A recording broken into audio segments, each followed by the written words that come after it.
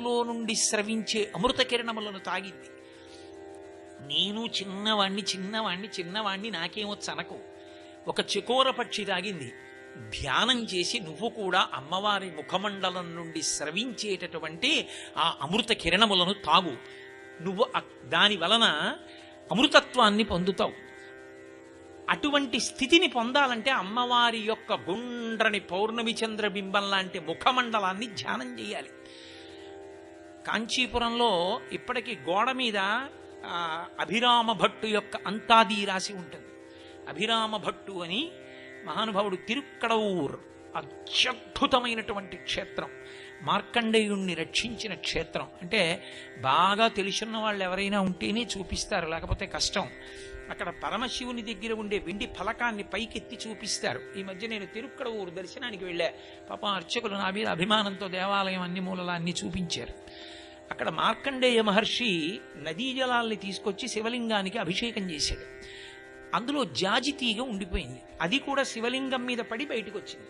అది మట్టిలో ఇరుక్కుంది. అది జాజి తీగ పాకింది. స్థల వృక్షం. అది 365 రోజులు జాజి పూలు పూస్తాయి. అది షష్ఠి పూర్తికి ప్రత్యేకం తిరుక్కడవూరు. ఆ జాజి తీగ ఇప్పుడు ఎంత విచిత్రమైన స్థితిని పొందిందంటే, ఈ షష్ఠి పూర్తి మహోత్సవానికి చేసేటటువంటి అగ్ని కుండాలతో నిండిపోయి ఉంటుంది ఆ దేవాలయం అంతా. దాని మొదలెక్కడుందో ఎవరికి తెలియదు. పైనంతా అగ్నిహోత్రం పెడతారు. అది ఎక్కడో రాతి స్తంభాలలోంచి లేచి దేవాలయం మీద పాకుతుంది. ప్రతిరోజు పువ్వు పూస్తుంది. ఆ పూలు ఈశ్వరుడికి పూజ చేస్తారు. ఆ తిరుక్కడవూరు క్షేత్రంలో అమ్మవారి పేరు అభిరామి. అక్కడున్న అమ్మవారు 4 భుజాలతోటే ఉంటుంది. కానీ లలితాపరా భట్టారికా స్వరూపంలో పట్టుకోదు. ఆమె అభయముద్ర వరముద్ర పట్టుకుని ఒక చేతిలో జపమాల, ఒక చేతిలో కమండలం పట్టుకుంటుంది. అభిరామి. అమ్మవారి పేరు అభిరామి. అయ్యవారి పేరు అమృతఘటేశ్వరుడు. ఆ అభిరామి అమ్మవారిని ఆరాధన చేసేవాడు ఒక ఆయన, అభిరామ భట్టు అనేవారు ఆయన్ని. ఆ అభిరామ భట్టు ఆ దేవాలయంలో కూర్చుని ఎప్పుడూ అమ్మవారిని ధ్యానం చేసేవాడు. ఒక రోజున పౌర్ణమి నాటి చంద్రబింబం ఎలా ఉంటుందో అలా ఉన్న అమ్మవారి యొక్క ముఖమండలాన్ని ధ్యానం చేస్తున్నాడు. ఆ అమృత కిరణములు పడి మత్తెక్కిపోయి సంతోషంలో ఉన్నాడు. శరభోజీ మహారాజు ఆలయంలోకి వచ్చాడు. ఆలయంలోకి వచ్చి అందరూ లేచి నిలబడ్డారు. ఇతను ఒక్కడే నిలబడలేదు. రాజుకు ఆగ్రహం వచ్చింది. ఆగి అన్నాడు, ఇతనెవరు ఎందుకు లేవలేదన్నాడు. చంపేస్తాడేమోనని అర్చకులు అన్నారు, మహారాజా ఉన్మాది, మాదక ద్రవ్యం సేవించాడు, అలా పడున్నాడు, వదిలేయండి అన్నారు. రాజు లోపలికి వెళ్ళి అమృతఘటేశ్వరుడికి అభిషేకం చేసి అభిరామి అమ్మవారికి నమస్కారం చేసి వెళ్ళిపోతున్నాడు. అభిరామి అమ్మవారు దేవాలయంలో శివుడికి అభిముఖంగా ఉంటుంది తిరుక్కడవూరులో. మళ్ళీ బయటికి వచ్చేటప్పుడు కనపడుతుంది గుడిలోంచి. అందుకని మళ్ళీ చూశాడు. అతను అలాగే ఉన్నాడు. అతని ముఖంలో దివ్యమైన తేజస్సు కనపడింది. రాజుకు అనుమానం వచ్చి దగ్గరికి వెళ్ళి తట్టాడు. తట్టి లేపాడు. ఆయన బహిర్ముఖుడయ్యాడు ఒక్కసారి. ఇతను నిజంగా ఉన్మాదో కాదో చూద్దామని ఇవాళ ఏ తిథి అని అడిగాడు. నిండు పున్నమి అన్నాడు ఆయన. ఎందుకని? అమ్మవారి యొక్క ముఖమండలాన్ని ధ్యానంలో చూస్తున్నాడు. పౌర్ణమి నాటి చంద్రబింబల్లా ఉంది ఆవిడ ముఖం. ఆ రోజు అమావాస్య. మహారాజు అన్నాడు, ఇవాళ రాత్రి నేను వస్తే చూపిస్తావా పౌర్ణమి చంద్రుడిని అన్నాడు. తప్పకుండా చూపిస్తానన్నాడు. రాత్రి వస్తాను, చంద్రబింబాన్ని చూపకపోతే నీకు మరణశిక్ష అని రాజు వెళ్ళిపోయాడు. అందరూ వచ్చి, ఎంత మాట అన్నావురా, ఎందుకు వచ్చిన గొడవరా నీకు, పౌర్ణమి అన్నావు, ఇవాళ అమావాస్య, ఎలా చూపిస్తావు చంద్రబింబాన్ని అన్నారు. నేను చూపించడం ఏమిటి, ఏ పరదేవత నా నోటి వెంట పలికించిందో ఆ పరదేవత చూపిస్తుందన్నాడు. సాయంకాలం సంధ్యావందనం చేసుకున్నాడు, కూర్చున్నాడు. కూర్చుని మంటపంలో అభిరామి అంతాది అంటారు. ఆ శ్లోకానికి చివరి మాట దేనితో పూర్తి చేశారో ఆ మాట మొదలుపెట్టి తర్వాతి శ్లోకం ప్రారంభం అవుతుంది. ఇప్పటికీ మీరు కామకోటి వెడితే, కామాక్షి దేవాలయానికి వెడితే అమ్మవారి యొక్క ఉత్సవ కామాక్షి ఉంటుంది. ఆ ఉత్సవ కామాక్షి దేవాలయం వెనక గోడ మీదంతా అభిరామ అంతాది రాసి ఉంటుంది. ఆయన చదువుతున్నాడు. 67వ శ్లోకం దగ్గరికి వచ్చాడు. వచ్చేటప్పటికి శరభోజీ మహారాజు వచ్చాడు. అప్పుడే చీకటి పడింది, అమావాస్య, కటిక చీకటి. వచ్చి అభిరామ భట్టు పక్కన నిల్చున్నాడు. ఏది పౌర్ణమి నాటి చంద్రబింబం అన్నాడు. ఆయన ఏం మాట్లాడలేదు. తర్వాతి శ్లోకం చెప్పాడు అమ్మవారి మీద. వెంటనే దేవాలయంలో ఉన్న అభిరామి అమ్మవారు తన చెవికున్న తాటంకాన్ని, కుండలాన్ని తీసి ఆకాశంలోకి విసిరింది. గుండ్రంగా పూర్ణచంద్రబింబంగా ప్రకాశించింది. రాజు క్షమార్పణ చెప్పి అభిరామ భట్టు పాదాల మీద పడ్డాడు. అంత గొప్ప క్షేత్రం తిరుక్కడవూరు. కాబట్టి ఆ తల్లి ధ్యానం అంత గొప్పది. పౌర్ణమి నాటి చంద్రబింబంలా ఉండే పరదేవత యొక్క ముఖమండలాన్ని ఎవరు ధ్యానం చేస్తారో వారు అమృతత్వాన్ని పొందుతారు. వారికి సాధ్యం కాని విషయం ఇది ఉండదు. ఆ తల్లి అనుగ్రహంతో సమస్తము సాధ్యమవుతుంది. వారి వాక్కే ఆశీర్వచనం. వారి వాక్కుని నిజం చేసేటటువంటి కర్తవ్యం పరదేవత తన భుజాలకు ఎత్తుకుంటుంది. అంత పవిత్రమైన చిరునవ్వు మనం బాగా అర్థం చేసుకోలేమేమోనని ఆమె ముఖమండలాన్ని మనం బాగా గుర్తు పెట్టుకోవాలని శంకర భగవత్పాదులు ఆమె చిరునవ్వు మీద ఒక శ్లోకం చేస్తే అమ్మవారి ముఖమండలం మీద అద్భుతమైన శ్లోకం ఒకటి చేశారు. శంకరులకు తప్ప అన్యులకు సాధ్యం కాదు, ఎవరూ చేయలేరు ఆ శ్లోకాన్ని. లలాటం లావణ్యజ్యుతి విమలమాభాతి తవయత్ ద్వితీయం తన్మన్యే మకుటఘటితం చంద్రశకలం విపర్యాసన్యాసాదుభయమపి సంభూయ చ మితః సుధాలేపస్యూతి పరిణమతి రాకాహిమకరః అన్నారు. శంకరులు కూడా అదే మాట వేశారు, రాకాహిమకరః. హిమకరః మర్చిపోరాయన మాట. రాకా రాకా శశివదనే ముత్తుస్వామి దీక్షితారు. రాకా చంద్ర సమాన కాంతి వదనా నాకాధిరాజస్తుతామూక శంకరు. కాబట్టి పూర్ణచంద్రబింబంలా ఉండే అమ్మవారి ముఖాన్ని ఒక పెద్ద పొడుపు కథ లాంటి ఒక సమస్య మన చేతిలో పెట్టి దానికోసం కుస్తీ పట్టి అమ్మవారి ముఖమండలం పౌర్ణమి చంద్రబింబంలా ఎలా ఉంటుందో దర్శనం చెయ్యగలిగినటువంటి అదృష్టాన్ని శంకరులు మనకి కటాక్షించారు. అందులో ఆయన అన్నారు, లలాటం లావణ్యద్యుతి విమలమాభాతి తవయత్ ద్వితీయం తన్మన్యే మకుటఘటితం చంద్రశకలం. అమ్మవారి లలాటమున్నదే నుదురు. ఈ నుదురు ద్యుతి విమలమాభాతి తవయత్. ద్యుతి అంటే కాంతి, విమల అమలినము. అందుకే ఇప్పటికీ శ్రీశైలంలో మల్లికార్జునుడికి సుప్రభాతం చేస్తే అమలం కమలోద్భవ గీత గుణం సమదం సమదా సురనాశకరం రమణీయ రుచిం కమనీయ తనుం నమః సాంబ శివం న తపాపహరం శివం శంకరం బంధురేశం నటేశం గణేశం గిరీశం మహేశం దినేశేందునేత్రం సుగాత్రం మృడానీపతిం శ్రీగిరీశం హృదా భావయామి అంటారు. ద్యుతి విమలమాభాతి తవయత్. శంకరులు అదే మాట వేస్తారు. ద్యుతి ఆ లలాటము, నుదుటి యొక్క కాంతి అమలినం. ఇందులో చంద్రబింబమునందు మత్స ఉంటుంది. భాగవతం రచన చేస్తూ వ్యాసుడు ఒక అద్భుతమైన మాట అంటాడు. పోతన గారు ఆంధ్రీకరిస్తూ అంటారు, పరీక్షణ్ మహారాజు గారు అరణ్యంలో అన్నీ వేటాడాడు, ఒక్క మృగాన్ని వదిలేశాడు. దేన్ని అంటే చంద్రమండలంలో ఉన్న మృగాన్ని అన్నారు. అలా చంద్రబింబానికైనా మత్స ఉంది, అమ్మవారి ముఖానికి మత్స లేదు. అంత అందమైన ముఖం, నా తల్లి ముఖం అంత ప్రకాశవంతంగా ఉంటుంది. కాబట్టి ద్యుతి విమలమాభాతి తవయత్. ఆ నుదురు ఎలా ఉంటుందంటేట, ద్వితీయం తన్మన్యే మకుటఘటితం చంద్రశకలం అన్నారు. ఇది చాలా జాగ్రత్తగా పట్టుకోవాలి. ఈ శ్లోకాన్ని మీరు పట్టుకోగలిగితే మీరు ధ్యానం చేసేసినట్టు. అది శంకరాచార్యుల వారి యొక్క అద్భుత ప్రయోగాలు. సౌందర్యలహరిలో ఇలాంటివి ఎన్నో ఉన్నాయి. సవ్యేతర కరం గృహీత్వం రతిపతే అని ఒక శ్లోకం చేస్తారు. అది అంతే, అలాగే ఉంటుంది. పెద్ద పొడుపు కదా, అంత జటిలంగా ఉంటుంది. పట్టుకున్నారా మీకు అమృతం అందిపోయినట్టు. అలా అమ్మవారి యొక్క నుదుటి భాగము చంద్రుని యొక్క పూర్ణచంద్రబింబము యొక్క క్రింది భాగమైతే అది అమ్మవారి కిరీటం పైన ఉంది అన్నారు. అంత బాగా పట్టుకోలేదు మేము. నువ్వేమిటో అయోమయంగా అన్నావు, ఆ మాట మాకు అర్థం కాలేదంటారు, నాకు తెలుసు. నేను కొంచెం ప్రయత్నం చేస్తాను వివరించడానికి.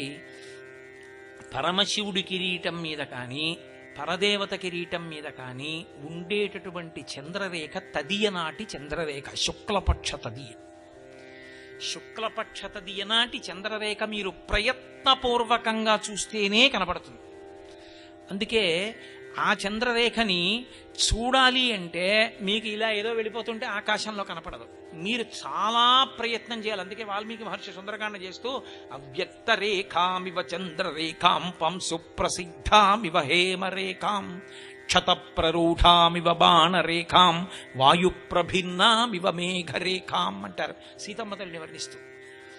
అవ్యక్త రేఖాం, ఏదో చూస్తే కనపడదు, ప్రయత్నపూర్వకంగా వెతకాలి మీరు. ఇప్పుడంటే నా తల్లిదిగో అక్కడి నుంచే చూస్తోంది, కానీ రాకా చంద్ర సమాన కాంతి వదన, ఓ వీడు చెప్తున్నాడని సంతోషపడుతోంది మా అమ్మ. కాబట్టి ఆ తదియనాటి చంద్రరేఖ సన్నగా ఉంటుంది, ఖచ్చితంగా సగానికి ఉంటుంది.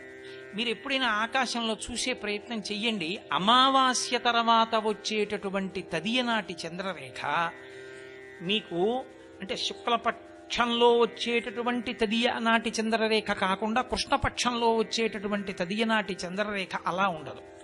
శుక్లపక్ష తదియనాటి చంద్రరేఖకి 2 బిందువులు ఉంటాయి అటు ఇటు. మీరు దాన్ని పూర్తి చేస్తే ఇలాగా పూర్ణచంద్రుడు అవుతాడు. సన్న తీగలా ఉంటుంది. అందుకే ఇలా పెట్టుకోదు అమ్మవారు అయ్యవారు, కిరీటానికి ఇటు పక్కన ఉంటుంది ఇలా. ఆ చంద్రరేఖ ఇలా ఉంటుంది, సెమీ సర్క్యులర్ అంటారేమో ఇంగ్లీష్లో, నాకంత బాగా రాదు ఇంగ్లీష్. దాన్ని ఇలా పూర్తి చేస్తే పూర్ణచంద్రబింబం అవుతుంది. ఆ పూర్ణచంద్రబింబానికి మధ్యలో ఉన్న గీత ఒక్కటే. అది ఎలా పుచ్చకాయ ముక్కలో ఉన్న గుజ్జు తీసేసినట్టు ఈ లోపల ఏముండదు, ఒక్క గీతే ఉంటుంది. ఇలా ఉంటే తదియనాటి చంద్రరేఖ. దీనికి పైట బిందువులు కనపడతాయి మీకు. ఆ బిందువులను పైకి తీసి కలిపితే పూర్ణచంద్రబింబం అవుతుంది. ఇప్పుడు ఇందులో మీరు కొంత పదార్థాన్ని పెట్టారనుకోండి, అప్పుడు అది ఎలాంటి రూపాన్ని పొందుతుందంటే, మీకు బాగా తేలిగ్గా పట్టుకోవాలంటే పూర్ణచంద్రబింబాన్ని చూడండి, దాన్ని సగానికి ఇలా చూడండి. కోసెయ్యండి అన్న మాట అనకూడదు కాబట్టి పై ముక్క మీద చెయ్యి పెట్టండి, కింద ముక్కు ఉంటుంది. అప్పుడు అది ఎలా ఉంటుంది, ఇలా ఉంటుంది కాదు, ఇలా ఉంటుంది. అమ్మవారి నుదురు ఎలా ఉంటుందంటే పౌర్ణమి నాటి చంద్రబింబపు కింది భాగం ఎలా ఉంటుందో అలా ఉంటుంది. ద్వితీయం తన్మన్యే. ఎందుకని ఇలా కదు ఉంది, ఇలా. అందుకని చంద్రబింబము యొక్క కింది భాగంలా ఉంటుంది నుదురు. ద్వితీయం తన్మన్యే మకుటఘటితం చంద్రశకలం. చంద్రశకలం అంటే చంద్రుడిలోని ముక్క. అది ఇక్కడ ఉంది కిరీటం మీద అమ్మవారికి. కాసేపు భావన చేయండి, మీరు పట్టుకోగలిగారు అనుకుంటున్నాను నేను. ఇప్పుడు ఎదురుగుండానే ఉన్నాడుగా, కింది భాగం చూస్తే ఇలా ఉన్న ముక్క అది ఇక్కడ ఉంది. ద్వితీయం తన్మన్యే మకుటఘటితం చంద్రశకలం. ఇప్పుడు పౌర్ణమి చంద్రుడు కావాలి. ఇప్పుడు అమ్మవారి నుదురు ఇలా ఉంది, ఈ చంద్రబింబం యొక్క కింది ముక్క అలాగే ఉంది. ఇదేగా మరి తీసుకెళ్లి ఆ పైన కిరీటం మీద పెట్టారు. ఇప్పుడు ఈ 2 ముక్కలు ఓ దాని మీద ఒకటి పెట్టారనుకోండి, పూర్ణచంద్రబింబం రాదు. ఎందుకు రాదు అంటే ఒకటే కారణం, ఇలా ఓ ముక్కు ఉంది, దాని మీద మళ్ళీ ఇలా ఓ ముక్కు ఉంది. మీకు బాగా అర్థం అవ్వాలంటే ఇంగ్లీష్లో క్యాపిటల్ డి ఉంటుంది కదా, ఆ క్యాపిటల్ డి పడుకోబెడితే ఇలా కడుపు కిందకు వచ్చేట్టుగా పడుకోబెట్టి ఇలా గీత గీశారు. ఇప్పుడు మళ్ళీ గీత వచ్చేట్టుగా ముక్క పెట్టారనుకోండి, పూర్ణచంద్రబింబం అవుతుంది. మళ్ళీ ఆ కడుపు దీని మీదకి వచ్చేట్టు పెడితే పూర్ణంగా గుండ్రంగా సున్నా వస్తుందా, రాదు. ఎందుకని అమ్మవారి లలాటము ఎలా ఉన్నదో అర్ధచంద్రం కింద ఉన్న చంద్రుడి ముక్క ఎలా ఉంటుందో పైన అలా ఉంది, కింద కూడా అలాగే ఉంది. మరి ఇక్కడ ఎలా ఉందో అలాగే ఉన్నప్పుడు 2 అలాగేగా ఉన్నాయి. అప్పుడు 2 కలపడం కుదరదు. ఎలా కలుపుతారు? కలపలేరు మీరు. ఇది ఇలా ఉంది, గీత ఉంది, దాని మీద మళ్ళీ ఇలా ఉండి గీత ఉంది. ఇప్పుడు ఈ 2 కలుస్తాయా? పూర్ణంగా కలవవు. కలవాలంటే ఏం చేయాలి? విపర్యాసన్యాసాదు భయమపి సంభూయ చమిత, తిరగయ్యాలి. ఇప్పుడు ఈ పైన ఉన్న ముక్కని తిప్పి పట్టుకుని ఇలా పెట్టారనుకోండి, ఆ డి ఈ డి కలిశాయనుకోండి, కలిస్తే ఈ గీత మీదకి ఈ గీత వచ్చి ఇలా ఉన్న ముక్క ఇలా ఉన్న ముక్క అంటుకున్నాయనుకోండి, ఇప్పుడు పూర్ణచంద్రుడు వచ్చాడు. మరి ఈ 2 కలపడం ఎలా? పూర్ణచంద్రుడు రావాలంటే మరి 2 ముక్కలు మీరు విడదీశారుగా, విడదీసినవి కలపాలిగా. కలపాలంటే మీరు లోకంలో ఏది పట్టుకొచ్చి అక్కడ అంటించి కలుపుతారు. శంకరులు అద్భుత ప్రయోగం అంటే ఎలా ఉంటుందంటే, ఆయన అన్నారు, నేను పట్టుకురావడం ఏమిటి కొత్తగా అన్నారు, సుధాలేపస్యూతి. ఆయనలోంచి అమృతపు చుక్కలు పడుతున్నాయిగా, ఆ అమృతం వల్ల అది అంటుకుంటుంది. 2 జిగురుగా ఉన్న ముక్కలు దానికోటి ఇలా అంటుకున్నాయి అనుకోండి, అంటుకుపోతాయి. ఆయనలోంచి సుధాస్రావం అవుతోంది, అమృతం పడుతోంది, అమృతం జిగురుగా ఉంటుంది కాబట్టి దాన్ని దీన్ని ఇలా పెట్టగానే అంటుకుపోతుంది. అందుకని కొత్తగా జిగురు ఏదో తీసుకురాక్కర్లేదు, పూర్ణ చంద్రబింబం వచ్చేసింది. ఇప్పుడు ఏర్పడిన పూర్ణ చంద్రబింబం ఏదో అది రాకాహిమకరహ, అదిగో ఆ పౌర్ణమి నాటి చంద్రబింబంలా నా తల్లి ముఖం ఉందండి. అంటే అలా చెప్పేస్తే పట్టుకోలేమేమోనని అమ్మవారి నుదురు చూసి కిరీటం చూసి కిరీటాన్ని నుదురుని కలిపి శుక్లపక్ష తదియనాడు ఆకాశం వంక చూసి కృష్ణపక్ష తదియనాడు ఆకాశం వంక చూసి శుక్లపక్ష అష్టమి నాడు ఆకాశం వంక చూసి కృష్ణపక్ష అష్టమి నాడు ఆకాశం వంక చూసి 4 చంద్రబింబాల్ని కాగితం మీద రాసుకుని కామాక్షి కిరీటం మీద ఉన్న శివుడి మీద ఉన్న చంద్రరేఖలు చూసి ఈ బింబాల్ని కలిపితే ఎలా వస్తుందన్నది మీరు ఒక మాసం అంతా పరిశీలిస్తే మీరు పౌర్ణమి వచ్చినప్పుడు కలిపి చూసి అలా చూశారనుకోండి, అబ్బా అర్థమైంది, ఇలా ఉంటుంది మా అమ్మ ముఖం అంటే పొంగు వస్తుంది మనసులో. నెల్లాళ్ళు ధ్యానం చేయించడానికి వీలుగా ఆకాశంలోకి చూసి అమ్మ ముఖం పూర్ణంగా చూడడానికి మీ చేత తపస్సు చేయించారు శంకరుడు. అందుకని ద్వితీయం తన్మన్యే మకుట ఘటితం చంద్రశకలం విపర్యాసన్యాసాదుభయమపి సంభూయ చమిద సుధాలేపస్యూతి పరిణమతి రాకాహిమకరః. ఆ పూర్ణ చంద్రబింబం ఎలా ఉంటుందో మా అమ్మ యొక్క ముఖమండలం అలా ఉంటుంది. కాబట్టి కోపంగా ఉన్న వాళ్ళ దగ్గరికి వెళ్ళి వాళ్ళ ముఖం వంక చూసి ధ్యానం చేయడానికి కష్టమేమో, కానీ లోకంలో అమ్మ ముఖం చూసి ధ్యానం చేయడం తేలిక, ఆవిడ పెద్ద కొడుకు ముఖం చూసి ధ్యానం చేయడం తేలిక. ఎందుకని? ఆవిడ పెద్ద కొడుకు విఘ్నేశ్వరుడు, ఆయన గణపతి ముఖం గజముఖంతో ఉంటాడు. అందుకే సుముఖ అని ఆయనకు పేరు. ఆయనకు ఉన్నటువంటి 16 నామాలు. మొట్టమొదటి పేరేమిటి? సుముఖశ్చైక దంతశ్చ కపిలో గజకర్ణక లంబోదరశ్చ వికటో విఘ్నరాజో గణాధిప ధూమకేతుర్గణాధ్యక్ష పాలచంద్రో గజానన వక్రతుండ శూర్పకర్ణో హేరంబ స్కందపూర్వజ షోడశైతాని నామాని యప్పటే శృణుయాదపి విద్యారంభే వివాహే చ ప్రవేశే నిర్గమే తథా సంగ్రామే సర్వకార్యేషు విఘ్నస్తస్య న జాయతే. లోకంలో పసిపిల్లల దగ్గర నుంచి పెద్దవాళ్ల వరకు సంతోషించి మనసు నిలబడిపోయేటటువంటివి 3 ఉన్నాయి, 4వది లేదు. అప్పయ్య దీక్షితుల వారు నిర్ణయం చేశారు. ఆ 3 ఒకటిది చంద్రబింబం. చంద్రబింబం వంక చూసి మురిసిపోని వాళ్ళు ఉండరు. పసిపిల్లల నుంచి వృద్ధుల వరకు పొంగిపోతారు. అలాగే 2వది ఏనుగు. ఏనుగు వంక చూడండి, దేవాలయాలకు వెడితే దేవాలయాల ముందు ఏనుగులు నిలబడతాయి. ఏనుగు వంక చూస్తే అబ్బా ఎంత బాగుందో అని అలా చూస్తారు పెద్దవాళ్ళు పిల్లలు కూడా. మన మనసుని అదే లాగేసుకుంటుంది. 3వది సముద్రం. సముద్రం దగ్గరికి వెళ్ళి నించుంటే అబ్బా దాని గాంభీర్యం, దాని ఘోష ఎంత గొప్పగా ఉంటుందో. శంకరులు సౌందర్యలహరి పూర్తి చేస్తూ దాని మీద పెద్ద శ్లోకమే చేశారు. కాబట్టి అంత గొప్పగా సముద్రం ఉంటుంది. ఈ 3 కూడా మనసు నిలబడడానికి తమంత తాము యోగ్యమైనవి. ఆ ఏనుగు ముఖం ఉన్నవాడు విఘ్నేశ్వరుడు. అందుకని మీ ప్రయత్నం లేకుండా ఆయన ముఖం మీద మీ ధ్యానం నిలబడుతుంది. అందుకని సుముఖ, మంచి ముఖం ఉన్నవాడు కాదు. మీరు ఏ దేవత దగ్గరికి వెళ్ళి మీ ప్రార్థన చెప్పండి, ఆయన వింటున్నాడో వింటలేదో మీకు అర్థం కాదు. ఎందుకో తెలుసా? ప్రతి వాళ్ళు కూడా చెవులకి మకరాభరణములని చెప్పేసి చెవులు నిండిపోయేటట్టుగా ఇలా ఆభరణాలు పెట్టేసుకుంటారు. చెవులు కనబడవు, అలా మూసేసుకుంటారు. మకర కుండలాలు అంటారు. మొసళ్ళు ఎలా ఉంటాయో అలా ఉంటాయి, ఇలా పెట్టేసి ఉంటాయి. మీరు చెప్పింది వినపడుతోందో వినపట్టలేదో ఎవరికి తెలుసు? ఒక్క విఘ్నేశ్వరుడు మాత్రం అలా మకర కుండలాలు పెట్టుకోడు. ఎందుకు పెట్టుకోడో తెలుసా? ఆయనవి ఏనుగు చెవులు. శూర్పకర్ణ, ఏనుగు చెవులు కదుపుతుంది. మిగిలిన వాళ్ళు ఎవరు చెవులు కదపరు. చెవులు కదపరు కాబట్టి వింటున్నారో వింటలేదో తెలియదు. ఒక్క విఘ్నేశ్వరుడు మాత్రం చెవులు కదుపుతూ వింటాడు. బాగా మనం చెప్పేది ఆయన వింటున్నాడు రా అని మనకు తృప్తిగా ఉంటుంది. ఏం మకర కుండలాలు అంటూ ఉంటావు. అందుకని శూర్పకర్ణ, అంత గొప్ప కొడుకుని కన్న తల్లి ఆవిడ. ఆ తల్లి ముఖం ఎంత ప్రసన్నంగా ఉంటుందో, వెళ్ళి చెప్పుకోవడానికి యోగ్యంగా ఉంటుందో. అమ్మా అనేటప్పటికీ ఏదైనా చెప్పచ్చు, హాయిగా అమ్మ దగ్గర కూర్చోవచ్చు. పరదేవత ముఖం ఎలా ఉంటుందో ఆవిడ పెద్ద కొడుకు ముఖం అలాగే ఉంటుంది. ఆ మాటకొస్తే శివ కుటుంబం అంతా అలాగే ఉంటుంది. ఎందుకంటే సుబ్రహ్మణ్యుడు సాక్షాత్ అమ్మ పోలిక. ముద్దులు మూట కట్టేస్తాడు. సుబ్రహ్మణ్యుణ్ణి చూస్తే పూజ మాట దేవుడెరుగు, బుగ్గలు పునికేసి ముద్దు పెట్టుకోబుద్ధి. అసలు పరమశివుడు చెప్పనే అక్కర్లేదు ఆయన అందం.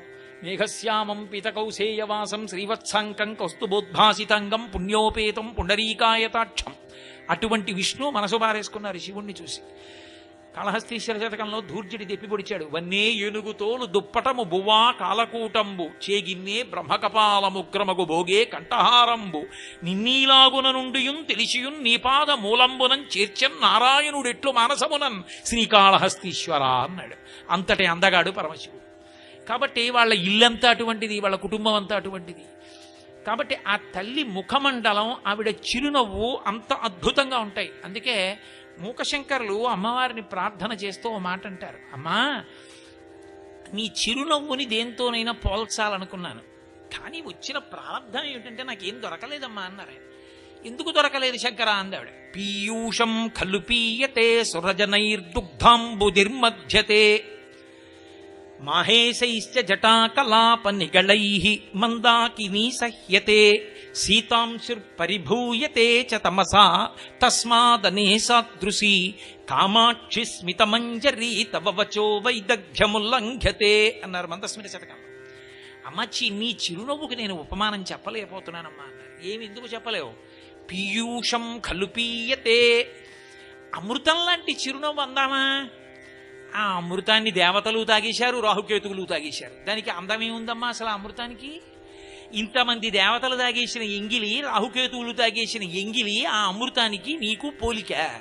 నీ చిరునవ్వుకి అమృతానికి పోలిక ఏమిటమ్మా? అమృతం లాంటి చిరునవ్వు అందామని ఉంది, కానీ నీ చిరునవ్వు ముందు అమృతం సరిపోదమ్మా, అది ఎంగిలి. కాబట్టి తీసేయి పక్కకి. పీయూషం ఖలు పీయతే సురజనైర్దుగ్ధాంబుధిర్మధ్యతే. పాల సముద్రం లాంటి చిరునవ్వు అందామని ఉందమ్మా, అంత స్వచ్ఛంగా ఉంటుంది. కానీ అందులో మందర పర్వతాన్ని దింపారు, ఆదికూర్మం పడుకుంది, దాని మీద ఆ మందర పర్వతాన్ని పెట్టారు, వాసుకుని చుట్టారు, దేవదానవులు పట్టుకున్నారు, తిప్పారు. ఆ పాల సముద్రం అంతా చిలకబడింది. ఆ వాసుకి నోట్లోంచి ఆ ఉరుసుకున్నప్పుడు బాధతో విషాన్ని కక్కాడు, అందులోంచి హాలాహలం పుట్టింది, లోకాలన్నింటినీ పాడు చేసింది. అక్కడి నుంచి ఆ హాలాహలం ఊరి మీదంతా పడిపోతే హడిలిపోయి అందరూ చని కైలాసముదొచ్చి శంకర నివాసద్వారముంజేరి ఈశుని దవ్వారికు లడ్డుపడ్డ తలమంచుందొచ్చి కుయ్యో మొర్రో విను మాలింపుము చిత్తగింపుము దయన్ వీక్షింపు మంచంబుజానన ముఖ్యుల్ కని రక్తరక్షణ కళా సౌరంభునిన్ శంభునిన్. పరిగెత్తికెళ్ళి పరమశివుణ్ణి ప్రార్థన చేశారమ్మా. హాలాహలం పుట్టినటువంటిది, ఐరావతం పుట్టినటువంటిది మందర పర్వతం చేత చిలకబడింది, వాసుకి యొక్క విషం పడింది, దేవదానవులు అందులో కాళ్ళు పెట్టింది. ఆ పాల సముద్రాన్ని నిన్ని చిరునవ్వుని పోలిక చెప్పనా? కుదరదమ్మా. పాలసముద్రం అంటారేమో కానీ పాలసముద్రానికి నీ చిరునవ్వుకి పోలికేమిటమ్మా? ఇంత పరిశుద్ధమైన నీ చిరునవ్వుని తీసుకెళ్ళి పాలసముద్రంతో పోల్చనా? తీసేశానమ్మా, కుదరలేదు. పోన్లేవయ్యా, అమృతం కుదరలేదు, పాలసముద్రం కుదరలేదు. పీయూషం ఖలు పీయతే సురజనైర్దుగ్ధాంబుధిర్మధ్యతే మాహేశైశ్చ జటాకలాప నిగళైః మందాకినీ సహ్యతే. గంగా పరమ పవిత్రమైనటువంటి గంగ సాక్షాత్ పరమశివుని యొక్క జటాజూటం మీద పడింది కాబట్టి, ఆయన ఒంటికి తగిలింది కాబట్టి గంగకి పవిత్రత వచ్చింది. వాల్మీకి మహర్షి శ్రీరామాయణం చేస్తూ అంటారు, అది ఆ పరమశివునికి తగిలింది. భవాంగపతితంతోయం పవిత్రమితి పస్పృశు అంటారు. భవుడు అంటే పరమశివుడు, భవుడు అంటే జలములకు అధిష్టాన దేవత. అందుకే లింగపురాణం భవ అన్న నామాన్ని వ్యాఖ్యానం చేస్తూ సంజీవనం సమస్తస్య జగత సలిలాత్మిక భవ ఇత్యుచ్యతే మూర్తిర్భవస్య పరమాత్మన అంటుంది. నీటి రూపంలో ఉండి లోకాన్నంతటినీ బతికించేవాడెవడో ఆయన భవుడు, ఆయన భార్య భవాని అమ్మవారు. వాళ్ళిద్దరూ కలిసి ఉంటారు. వాగర్ధావివ సంపృక్తవు వాగర్ధ ప్రతిపత్తయే జగద పితరవు వందే పార్వతీ పరమేశ్వరవు అంటాడు కాళిదాస మహాకవి. అందుకని ఇద్దరూ ఎప్పుడు కలిసి ఉండేటటువంటి స్వరూపం వాళ్ళది. అటువంటి నువ్వు, అటువంటి నీటి రూపంలో ఉండేటటువంటి పరమేశ్వరుడు ఇలా నిలబడి రెండు కాళ్ళు చాపి ఇలా పట్టాడు, నడుం మీద రెండు చేతులు. సాధారణంగా విష్ణు స్వరూపంలో ఇలా రెండు చేతులు నడుం మీద పెట్టుకు నిలబడితే ఆయన వేచి ఉన్న దేవుడు పాండురంగడు. భక్తుణ్ణి పిలిచి రావయ్యా దర్శనమిస్తానంటే ఉండవయ్యా మా అమ్మా నాన్న కాళ్ళు పడుతున్నాను, బయట ఇటకుంది దాని మీద నించో అన్నాడు. తల్లిదండ్రుల పాద సంవాహనం చేస్తున్న భక్తుడికి దర్శనమివ్వడానికి తానే ఎదురు చూసి నిలబడినటువంటి పరమోత్కృష్టమైనటువంటి అత్యంత సాత్విక స్వరూపం పాండురంగడు. మీకు విశాఖపట్నంలో సముద్ర తీరంలో ఉంది. ఇలా నడుం మీద చేతులు మనం చూడండి, ఎక్కడన్నా కాసేపు వేచి ఉంటే ఇలా పెట్టుకుంటాం, ఆ చేతి ఏంటంటాడు, ఇలా పెట్టుకుని నించుంటాడు పాండురంగడు. అలా పరమశివుడు నించున్నాడు. ఇలా నడుం మీద రెండు చేతులు పెట్టుకుని జటాజూటాన్నంతటినీ విప్పి వ్యోమవత్వ్యాప్త దేహాయ దక్షిణామూర్తయే నమః ఆకాశమంత జటాజూటాన్ని విప్పాడు. విప్పి గంగని పడమన్నాడు. పడమంటే ఆవిడ చూసింది పైనుంచి కిందకి, మూర్ఖుడు. ఆ జటాజూటం విప్పి నించున్నాడు. ఈడ్చేస్తాను, మొసళ్లతో ఎండ్రకాయలతో ప్రవాహంతో నేను పడితే తట్టుకుంటాడా? పాతాళానికి ఈడుస్తా ఏమనుకుంటున్నాడు అంది. ఆయనకి తెలియదు, సమస్తం తెలుసు. గంగ అహంకరిస్తోందనుకున్నాడు. బాగా జటాజూటం విప్పి నించున్నాడు. తల్లి పరమపావని పైనుంచి పడుతోంది. ఎన్నాళ్ళు పడిందో సంవత్సరం పాటు పడింది. బిందువు కింద పళ్ళ తిరుగుతూనే ఉంది లోపల. దాన్ని ధ్యానం చేశాడు రావణాసురుడు. కదా నిలింప నిర్జరీ నికుంజకోటరే వసన్ విముక్త దుర్మతి సదా శిరస్తమంజలిం వహన్ విముక్తలోలలోచనల్లలాటపాలలగ్నక శివేతి మంత్రముచ్చర సదా సుఖీ భవామ్యహం అగర్వ సర్వమంగళాకళాకదంబ మంజరీరస ప్రవాహ మాధురీ విజృంభణా మధువ్రతం స్మరాంతకం పురాంతకం భవాంతకం మఖాంతకం గజాంధకాంతకాంతకంతమంతకాంతకం భజే అంటూ జటాటవీగలజ్జల ప్రవాహ పావిత స్థలే గడేవలంబ్యలంబితాం భుజంగతుంగమాలికాం ఢమఢమఢ నినాడమడ్డవర్వయం చకార చండ తాండవ తనూతున శివ శివం అని ఆయన తాండవం చేస్తున్నప్పుడు జటాజూటంలో గంగ గిరగిర తిరుగుతున్నటువంటి రూపాన్ని ధ్యానం చేసి, నేను గంగానదీ తీరం సైకతంలో కూర్చుని విశ్వనాథుడి దేవాలయం వంక చూస్తే 3వ కన్ను కలిగిన ముక్కంటి నాకు ఎప్పుడు కనబడతాడో అన్నాడు. కాబట్టి ఆయన ఆ గంగని పట్టడానికి నిలబడ్డాడు. చాలా గొప్పది గంగ, కింద పడితే ఏం తట్టుకుంటాడనుకున్నారు. రంగతుంగ తరంగ సంఘములతో రంజిల్లు ఘోషంబుతో బంగారంబుగు పొంగుతో నురగతో పువ్వాట తుంపర్లతో భంగుల్ సల్పుచు జంగలించుతున్న భో భాగము నుండి జారన్ గంగమ్మను దల్చితే శిరమునన్ రంజిల్లుతున్ శంకరా అన్నారు మహానుభావ. ఆ గంగమ్మ నురగలతో తుంపర్లతో పెద్ద పెద్ద కెరటాలతో మొసళ్లతో పాములతో ఆకాశంలోంచి పడిపోతే అలవోకగా పట్టాడు. ఏడాది తిరిగింది, బిందువు కింద పడ్డా. భగీరథుడు వచ్చి ప్రార్థన చేశాడు. అయ్యా, ఆవిడ అహంకారం బాగుంది, మీరు పట్టడం బాగుంది, నా పితృదేవతలు ఎప్పుడు తరిస్తారు, విడిచిపెట్టండి అన్నాడు. అంటే అప్పుడు విడిచిపెట్టాడు. అనేక పాయలు కింద పడింది. ఒక పాయ పాతాళానికి వెళ్ళింది. భగీరథుడు తీసుకొచ్చాడు కాబట్టి అప్పుడు త్రిపథగా 3గా పయనించింది కాబట్టి ఆకాశగంగా భూమి మీద పాతాళ లోకంలో. కాబట్టి ఆ గంగ చాలా గొప్పది, చాలా గొప్పది అంటారు. కానీ అమ్మా, గంగ ఎవరి చేత పట్టపడలేకపోయిందన్న కీర్తి ఉందా గంగకి? పరమశివుడి జటాజూటంలో చిక్కిపోయిందమ్మా, బయటికి రాలేకపోయింది వదిలిపెడితే తప్ప. కాబట్టి గంగ కీర్తికి అక్కడ కళంకం వచ్చిందమ్మా. చాలా గొప్పదే గాని అంత పెద్ద ప్రవాహమైనా జటాజూటాన్ని వెంట్రుకలతో చుడితే కిందకి పడలేకపోయిందమ్మా. మాహేశ ఇచ్చ జటాకలాప నిగళై మందాకి నీసహ్యతే, పరమశివుని యొక్క జటాజూటము చేత కట్టబడింది. కాబట్టి గంగకి నీ చిరునవ్వుకి పోలికేం వేస్తానమ్మా? నీ చిరునవ్వులను పట్టగలిగిన వాడెవరున్నాడు? ఆ ప్రవాహాన్ని ఆపగలిగిన వాడెవడున్నాడు? లోకాన్ని తరింప చెయ్యగలిగిన వెన్నెల ప్రవాహం జ్యోత్సన నీ యొక్క ఆ చిరునవ్వు. అమ్మ, దానికి గంగకి పోలికి ఏమిటమ్మా? కాబట్టి వెయ్యలేకపోయానమ్మా, ఏమనుకోకు. పోన్లేవయ్యా, ఇంకేం దొరకలేదా? శీతాంశుర్ పరిభూయ చేత తమసా తస్మాదనే తదృశీ. అమ్మా, చంద్రబింబంతో పోలిక వేద్దామనుంది. చల్లగా ఉంటాడు కదూ, హిమకరుడు కదూ, ఎప్పుడు చక్క అమృతాన్ని కురిపిస్తూ ఉంటాడుగా. ఇది చంద్రబింబం లాంటి చిరునవ్వు అందామనుంది. కానీ వచ్చిన సమస్య ఏమిటంటే, వాళ్ళని కూడా పర్వకాలంలో రాహుకేతువులు సర్పరూపంలో వచ్చి గ్రసిస్తూ ఉంటారు. పాముల చేత పట్టబడినది చంద్రబింబం. అసలు అలా ఎవరి చేత ఆక్రమింపబడకుండా లోకాన్నంతటినీ అలరింప చేయగలిగినది, అమృతత్వాన్ని ఇవ్వగలిగినది, మన్మధుణ్ణి గెలిచినటువంటి కామారిని తీసుకొచ్చి బహిర్ముఖుణ్ణి చేసి పక్కన కూర్చోపెట్టి ఆయన చేత తాళి కట్టించుకున్న తల్లివి నువ్వు. కామాన్ని కాల్చిన వాడిని తీసుకొచ్చి నీ పక్కన కూర్చోబెట్టుకున్నావు నీ చిరునవ్వుతో. అమ్మా, నీ చిరునవ్వుకి చంద్రబింబానికి పోలిక చెప్పలేనమ్మా. మరి ఏం చేస్తావు? కామాక్షి స్మితమంజరీ తవ వచో వైదగ్ధ్యముల్లంఘతే. అమ్మా, నీ చిరునవ్వుకి పోలిక లేదు, నీ చిరునవ్వుకు చిరునవ్వే సాటి. ఓ నమస్కారం చేసి వదిలేస్తున్నాను. అది అమ్మవారి చిరునవ్వు అంటే. ఆవిడ చిరునవ్వు అంత గొప్పది. అటువంటి చిరునవ్వు కలిగిన ముఖమండలాన్ని ధ్యానం చెయ్యనివాడు జీవితంలో ఎంత పాత్రత పోగొట్టుకున్నవాడు. శంకరులు ఒక చోట అంటారు, పరమశివుడు కాముణ్ణి కాల్చేశాడు. కాముణ్ణి కాల్చిన వాణ్ణి నేను భర్తని చేసుకుంటానని ఆవిడ తపస్సు చేసింది. లొంగుతాడా? లొంగాడు. లొంగితే శంకరాచార్యుల వారు ఒక్కొక్క శ్లోకాన్ని ఒక్కొక్క రీతిలో ఇస్తారు. ఆయన ఒక రోజున అమ్మవారి దగ్గరికి వెళ్ళి ఓ మాట చెప్పారు. అమ్మా, సుధాగండాభోగ ప్రతిఫలిత తాటంక యుగళం చతుశ్చక్రం మన్యే తవ ముఖమిదం మన్మథరథం యమారుహ్యతృహ్యత్ కవనిరథమర్కేందుచరణం మహావీరో మార ప్రమథపతయే సంగీతవతే. అద్భుత భాండాల శ్లోకాలు. సుధా, అమ్మా, స్ఫురద్గండాభోగ ప్రతిఫలిత తాటంకయుగళం. అమ్మవారి దగ్గరికి వెళ్ళి శంకరులు అబ్బో శ్లోకంలో అంటారు, మయి జనని దృష్టి సకరుణ అంటారు. ఆయన్ని చూసేటప్పటికి అమ్మవారు కారుణ్యంతో రావోయ్ శంకరా కూర్చో అంటుంది. పక్కకి వెళ్ళి కూర్చుని అన్నారు, అమ్మా అమ్మ నాకు అనుమానంగా ఉందమ్మా అన్నారు. ఏం అనుమానం శంకరా నీకు? ఏం లేదమ్మా, మన్మధుణ్ణి కాల్చేశాడుగా పరమేశ్వరుడు, ఎప్పటి నుంచో కడుపులో కక్ష పెట్టుకున్నాడమ్మా, నన్ను కాల్చేస్తాడా?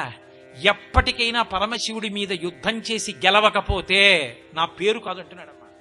నాకు అనుమానంగా ఉందమ్మా, చాటుగా పరమేశ్వరుణ్ణి గెలవడానికి కావలసినటువంటి సంభారములను సిద్ధం చేసుకుంటున్నాడు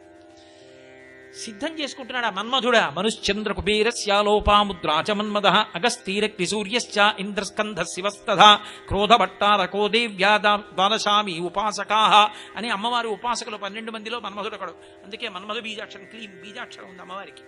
కాబట్టి అతను నా భర్త మీద యుద్ధానికి వస్తాడా? పైగా కాలిపోయాడు, హడల్ నా భర్త అంటే ఎలా వస్తాడయా? అమ్మా నువ్వు అనుమాన పడకు, వస్తున్నాడు.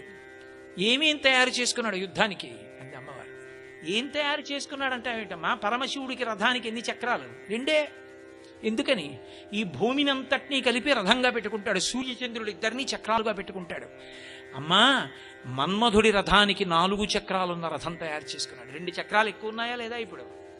అలాగా 2 చక్రాలు ఎక్కువ ఉన్న రథం తయారు చేసుకున్నాడా? బానే ఉంది, కానీ అది ఏ రథం అయ్యా? ఏ రథం ఎక్కొస్తాడు? ఎలా గెలుస్తాడంటావు అంటే, అమ్మా నేను చెప్పనా, ఒక్కసారే మన్మధుణ్ణి గెలిచాడు పరమశివుడు, ప్రతి క్షణం ఓడిపోతున్నాడు శివుడు మన్మధుడి చేతిలో. కారణం ఏమిటో తెలుసా? నువ్వే. నేనేం చేశానయ్యా నా భర్త ఓడిపోవడానికి? నేను చెప్తాను చూడమ్మా ఎలా చేశావో. స్ఫురద్గండాభోగ ప్రతిఫలిత తాటంకయుగళం. అమ్మవారి చెవులకు తాటంకములు పెట్టుకుంటుంది. తాటంక అంటే ఏదో దుద్దులు అవి అని మీరు అనుకోకూడదు. తాటంక అంటే తాటి చెట్టు యొక్క ఆకుని చెవులు కుట్టించగానే పెట్టాలి. పెళ్లి చేసేటప్పుడు పెళ్లి కుమార్తె యొక్క మంగళసూత్రాన్ని పచ్చి తాటాకు మీద పెట్టాలి. పెట్టి పసుపు తాటికి పచ్చి తాటాకు ముడి వేసి అప్పుడు ముడుముళ్ళు వేయించాలి. పచ్చి తాటాకు పసుపు తాడుకి కట్టకుండా వేయించకూడదు, దాని పేరే తాళి. తాళి అంటే తాళ, అష్ట సౌభాగ్య వస్తువుల్లో ఒకటి తాటి చెట్టు, అమ్మవారి స్వరూపం. తాటి సంబంధం కలిస్తే 5వ తనం నిలబడుతుంది. అందుకని చెవికి తాటంక అని పేరు. తాటంక అంటే తాటాకుతో ఆ కన్నంలో మొట్టమొదట తాటాకు పెడతారు. అలాగే పెళ్లి సమయంలో కూడా కర్ణాభరణములను తాటాకు మీద పెట్టి అప్పుడు పెడతారు. ఇప్పటికీ మేము కాకినాడలో శారదా నవరాత్రులు చేస్తే ఒకరోజు తాటంకములు ఇస్తాం సువాసినులందరికీ. చెవులకి తాటంకములు పెట్టుకుని ఆభరణములు పెట్టుకుంటారు అప్పుడు. కాబట్టి ఆ తాటంకం సౌభాగ్య సూచన. ఎందుచేతనంటే ఏ కారణం చేత భర్త ఎదురుగుండా తాటంకాలు తీయకూడదు. చెవులకేమీ లేకుండా భర్త కనపడకూడదు స్త్రీ పెళ్ళయ్యాక. భర్తని కాసేపు మీరు రాకండిటని చెప్పి తలుపేసుకుని తాటంకం మార్చుకోవాలి. అంత శక్తివంతం 5వ తనానికి తాటంకం. అందుకే శంకరాచార్యులు వారు దాని మీద శ్లోకం చేశారు. సుధామప్యాస్వాద్య ప్రతిభయ జరామృత్యుహరిణీం విపద్యంతే విశ్వే విధిశతమఖముఖాత్యాది విషద. సరే ఇప్పుడు మళ్ళీ అందులోకి వెళ్ళిపోతే ఇందులో ఎప్పుడవుతుంది? కాబట్టి అమ్మా స్ఫురద్గండాభోగ ప్రతిఫలిత తాటంకయుగళం. నువ్వు చెవులకు ఏ ఆభరణాలు పెట్టుకున్నావు కదా, తాటంకములు అంటే తాటాకు గుర్తుగా ఉన్న చెవులు. ఆ చెవులకు పెట్టుకున్న ఆభరణములు నీ బుగ్గలు మణుల యొక్క ఉపరితలములు ఎలా ఉంటాయో అలా ఉంటాయి. ఈ చెవులకు పెట్టుకున్న ఆభరణములు ఈ బుగ్గలలో ప్రతిఫలిస్తున్నాయి, ప్రతిబింబాలు పడుతున్నాయి. ఈ 2 చక్రాలు, వీటి ప్రతిబింబాలు బుగ్గల్లో పడితే 2 చక్రాలు. ఈ 4 చక్రాలు 4 ఈ చెవుల ఆభరణములు వాటి ప్రతిబింబములన్న 4 చక్రములన్న నీ ముఖాన్ని రథంగా చేసుకుని మన్మధుడు నీ ముఖంలో కూర్చున్నాడు. పరమశివుణ్ణి రమ్మనండి యుద్ధానికి కనుక కబురు చేశాడు. ఆయన ఏమనుకున్నాడు, పాపం పూర్వంలా గెలిచేయచ్చని ఓ అవనిరథమర్కేందు చరణం. అర్క అంటే సూర్యుడు, అందుకే జిల్లేడాకి అర్క సంబంధం. రథసప్తమి వస్తే జిల్లేడాకు పెట్టుకుంటారు. అర్క సూర్యుడి పేరే ఉంది దానికి. జిల్లేడు చెట్టుకి, జిల్లేడు చెట్టు అంత పవిత్రమే, కానీ ఇంట్లో పుట్టిందనుకోండి ఐశ్వర్యం నశించిపోతుంది. అందుకే గోడ లోపల, ఇంటి లోపల జిల్లేడు చెట్టు పెరగకూడదు. అందుకే లోకంలో భయంకరమైన శాపాలు ఇవ్వాలంటే 2. ఒకటి జిల్లేడు చెట్టు నీ ఇంట పుట్టుగాక, 2 నీకు శివభక్తి లేకుండుగాక. ఈ 2 శాపవాక్కులు ఇస్తారు. జిల్లేడు చెట్టు ఇంట్లో ఉండకూడదు. కానీ అర్క అది సూర్య సంబంధం. అందుకని జిల్లేడు పూల చేత జిల్లేడాకు తల మీద పెట్టుకుని రసప్తమికి స్నానం చేయడం అవి ఉన్నాయి. సరే, ఇప్పుడు దాని తత్వం పక్కన పెట్టండి. అందుచేత అవనిరథమర్కెందు చరణం, పరమశివుడు యుద్ధానికి వస్తే భూమండలాన్ని రథంగా చేసుకుని సూర్యచంద్రుల్ని చక్రాలుగా పెట్టుకుని వచ్చాడు. వచ్చి ఎక్కడరా ఏడి మన్మధుడు యుద్ధానికి పిలిచాడు, నన్ను ఎక్కడున్నాడని అడిగాడు. అదిగో మీ ఆవిడ ముఖంలో కూర్చున్నాడు, ఆ ముఖాన్ని రథం చేసుకున్నాడు చూడమన్నారు. అనేటప్పటికీ ఇలా అమ్మవారి ముఖం వంక చూశాడు. అమ్మవారు చిరునవ్వు నవ్వేటప్పటికీ అంతే, యుద్ధానికి వచ్చానని మర్చిపోయి రథం దిగి వచ్చి పక్కన కూర్చున్నాడు. అమ్మ ఓడిపోయాడా లేదా? యుద్ధానికి వచ్చిన వాడు బాణం వేయకుండా వచ్చి పక్కన కూర్చుంటున్నాడు. అందుకేనమ్మా చెప్తున్నాడు, మన్యే ఊహిస్తున్నానమ్మా అన్నారు శంకరాచార్యులు వారు. నీ ముఖాన్నే రథం చేసుకుని గెలిచేస్తున్నాడమ్మా ప్రతిరోజు. అమ్మో, అక్కడతో ఊరుకున్నారు అనుకుంటున్నారా? అంతఃపుర రహస్యాలు బయటపెట్టారు శంకరాచార్యులు వారు. వృషా కృత్వా గోత్రస్కలన మధవై లక్ష్య సమితం చిరాదంతశల్యద్దహన కృతమున్మూలితవత అని ఒక శ్లోకంలో అంటారు. గోత్రస్ఖలనం చేశాడు పరమశివుడు. ఆయనేం పాపం అటువంటి వాడు కాడు. దాని యోగ రహస్యం వేరుసుమండి. మీరు కేవలం బయట కథ వినకూడదు, దాంట్లో చాలా పెద్ద యోగ రహస్యం ఉంది. ఒక రోజున అంతఃపురానికి వెళ్ళాడు, ఏకాంత మందిరానికి. పార్వతీదేవి కూర్చునింది హంసతూలికా తల్పం మీద. వెళ్ళి పక్కన కూర్చుంటూ గంగా అన్నాడు. భార్య దగ్గరికి వెళ్ళి ప్రియురాలి పేరు చెప్తే గోత్రస్ఖలనం అయిందంటారు. గంగా, గంగ ఎప్పుడూ శివునికి భార్య కాదు. గంగ భరింపబడిందంతే. పాణిగ్రహణం చేసింది, తాళి కట్టింది పార్వతీదేవికే. పార్వతీ పరమేశ్వరుడు ఆది దంపతులు. వాళ్ళ మధ్యలో వాళ్ళిద్దరే. వాళ్ళ పక్కన స్థానం ఎవరికి ఎప్పుడు భార్య స్థానం ఉండదు. అదొక్క పార్వతీదేవికే దక్కింది. కాబట్టి ఆ పరమశివుడు పక్కకెళ్ళి పార్వతీదేవి పక్కన కూర్చుంటూ గంగా అన్నాడు. ఏదో పాపం పరిహాసానికి అనుకోండి, నిజంగా ప్రియురాలని కాదు, పరిహాసానికి అన్నాడు. వెంటనే ఆవిడ కోపం వచ్చింది.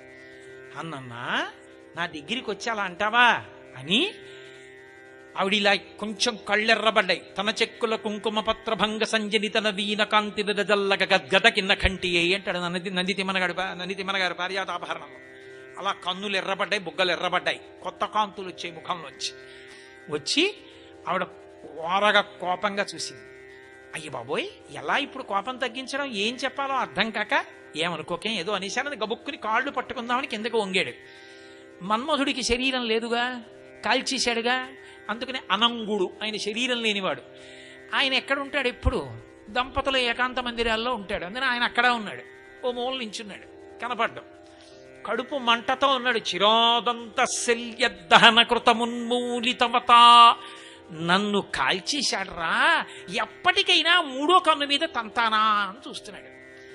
ఆయన ఇలా వంగుతుంటే చరణ కమలే తాడ ఎత్తితే, అమ్మవారు తామర పువ్వు లాంటి తన పాదమెత్తి, అలా అంటావా నా దగ్గరికి వచ్చి అని చిన్న పిసరం ఇలా అంది. మూడో కంటి దగ్గర ఇలా అంది. కాలెళ్ళి తగిలింది ఆయనకి. తగిలేటప్పటికీ కిలా కోటిక్వాణై కిల్ల కిల్లితమీశాన రిపుణ, ఆమె కాలి గజ్జెలు మామూలుగా గల్లు మనవలసినవి పకపకా అన్నట్టు వినపడింది శివుడికి. ఏమిట్రా పకపక అన్నాయని చుట్టూ చూశాడు, ఎవరు కనపడలేదు. ఎందుకని? ఆ కాలు శివుడి నుదుటి దగ్గరికి ఎడుతుంటే నా కక్ష తీరుతోందని అమ్మవారి పాదం పట్టుకుని ఆ పాదం ద్వారా నుదుటిని తగిలి, అమ్మయ్య ఇన్నాళ్ళకి తన్నానని మన్మధుడు పంగుపాడమ్మా, నీ వల్లే ఆయన గెలుస్తున్నాడమ్మా మన్మధుడు అన్నారు శంకరాచార్యులు వారు. ఒకటా రెండా, ఇన్ని విశేషాలు చెప్పారు. అయితే యోగ రహస్యం వేరుసుమండి. ఒక్క శివుడే అలా చేశాడని మీరు అనుకోకూడదు. ఎన్నో చోట్ల పరమేశ్వరుడు కూడా ప్రణయ సంబంధంగా విశేషాన్ని అలా ఆవిష్కరించాడు మహానుభావుడు.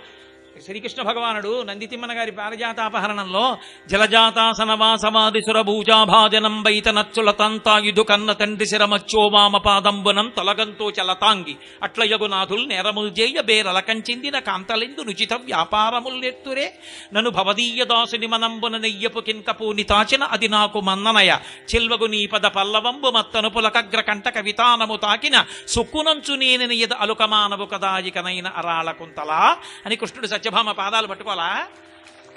ప్రణయ సన్నివేశం దేన్ని ఎక్కడి వరకు తీసుకోవాలో అక్కడ వరకు తీసుకోవాలి, అంతేకాని దాన్ని ఆధారం చేసుకుని కుటుంబాల్లో ప్రారంభాలు చేయకూడదు.